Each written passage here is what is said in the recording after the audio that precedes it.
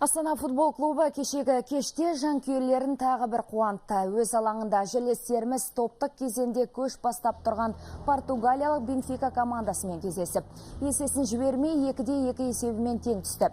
Кездесуді қарқынды бастаған астаналықтар 19 минутта қарсылас қақпасына алғашқы гол салып, күллі стадионда аяғынан тік тұрғызды. Есепті 4-1 ойыннан алыстатылып, қатарға енді қосылған Патрик Твумаси ашты. Бұл қарсылас команданың қарқынын үдете түскенімен келесі голды Астананың еншісіне тиді.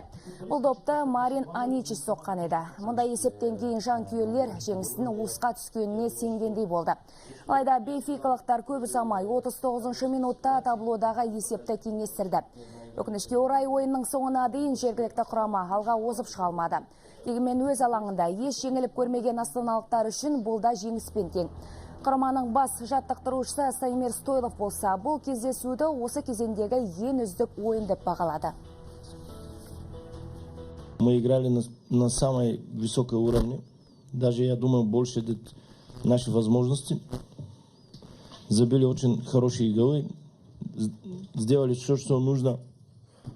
Когда играешь с такими командами, как Бенфика, даже можно сожалеем, что не забили и третий гол и пропустили победу. Я очень рад, что футболисты показали такой футбол и зарадовали тоже наши болельщики. Хотелось победы, конечно. Я думаю, все видели, что играли хорошо.